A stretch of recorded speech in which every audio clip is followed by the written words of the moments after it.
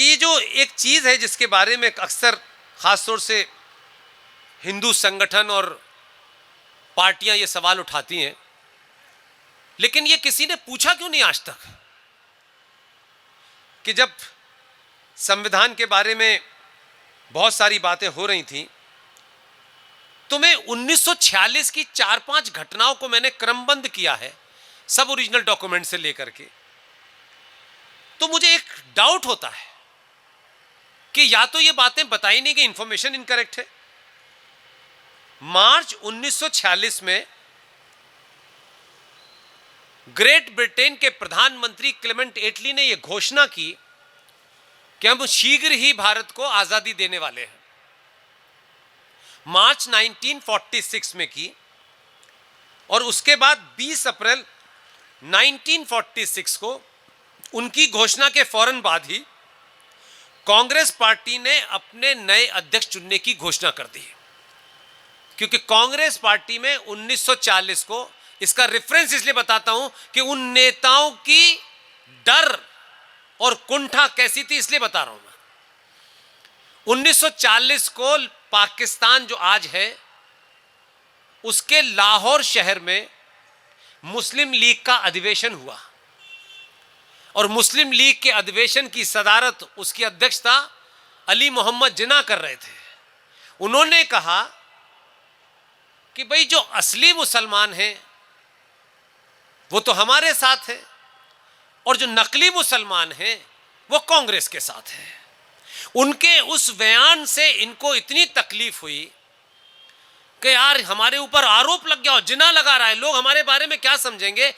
तो आपने आनन फानन के अंदर 1940 में मौलाना अबुल कलाम आजाद को कांग्रेस पार्टी का अध्यक्ष बनाया, और कांग्रेस पार्टी में 2 साल के लिए अध्यक्ष बनते थे, लेकिन इतनी कुंठा, इतना कॉम्प्लेक्स हो गया कि उनको 6 साल तक अध्यक्ष बनाए रखा ताकि हमारे दामन पे दाग न लगे कि हम मुसलमानों के खिलाफ हैं। और 1946 में जब वहां घोषणा हो गई कि भाई वो आजाद देने वाले हैं, तो यकायक कांग्रेस का चुनाव हुआ, और इस चुनाव में जो लोग उनके वारिस आजकल सड़क सड़क चौराहे चौराहे राष्ट्रवादियों को बता रहे हैं, कुछ राष्ट्रीय संगठन के ऊपर भी, संघ को भी उन्होंने कई बार टारगेट करने की कोशिश की है, लेकिन तथ्यों का जवाब तथ्यों से दिया जाता है, भावनाओं से नहीं दिया जाता। और तथ्य आपको नहीं पता है तो आप आएं बाएं शाएं करके हो सकते हैं चले जाएं। तो जब ये घोषणा हो गई तो आनन फानन में ये कहा गया कि भाई नया अध्यक्ष लाओ, और जब नए अध्यक्ष की घोषणा के लिए ये हुआ कि ये चुनाव का जो नया अध्यक्ष चुना जाएगा, इसकी प्रोसीडिंग कौन देखा जाएगा, तो जो गांधी के सबसे नजदीकी थे, जो विदेश में और विदेश के अंदर जितने कर्म और कुकर्म थे गांधी जी के, वो सबसे ज्यादा एक ही आदमी जानते थे, उनका नाम था आचार्य जेबी कृपलानी। आचार्य जेबी कृपलानी साहब को उस इलेक्शन प्रोसेस का क्या कहते हैं, आज के जमाने में कुछ वर्ड है ना, वो कहते हैं, क्या बोलते हैं कि हमने चुनाव आयोग उसका वो बना दिया है, पर्यवेक्षक बना दिया है। तो आचार्य जेबी कृपलानी की देख रेख में वो इलेक्शन होना था। कांग्रेस पार्टी से नाम मांगे गए, 3 लोगों के नाम दे दीजिए। ताज्जुब की बात यह है कि कांग्रेस पार्टी ने नाम दिए नए अध्यक्ष चुनने के लिए, क्योंकि सत्ता का हस्तांतरण होने की बात हो गई थी। उस समय के उन कांग्रेसियों को देखिए कितने बड़े राष्ट्रवादी थे। हमसे ज्यादा चचा की हरकतों को तो वो जानते होंगे। 3 नाम भेजे, उसमें नेहरू का नाम नहीं था। तो पिताजी अपनी लठिया लेके CWC में दोबारा गए और कहा नेहरू मेरी पहली पसंद है। ये तो हमें बाद में पता चला कि उनकी कौन कौन पसंद है। और फिर नेहरू जी का नाम गांधी के कहने पे CWC ने भेज दिया।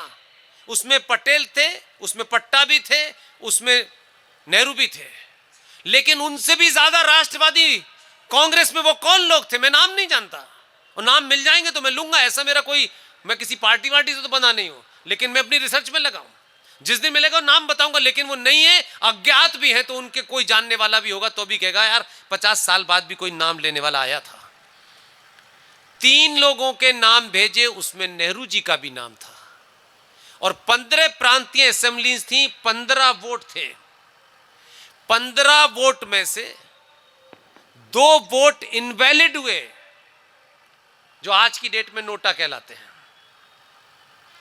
और बाकी वोट में से 1 वोट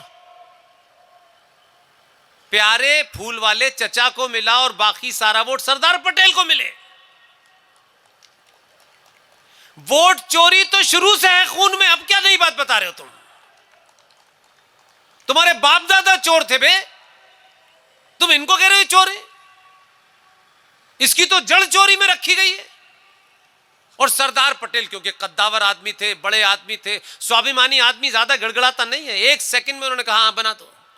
जो आदमी देश का प्राइम मिनिस्टर चोरी से बना हो, बेईमानी से बना हो, उसके वंशज हमको ईमानदारी बता रहे हैं।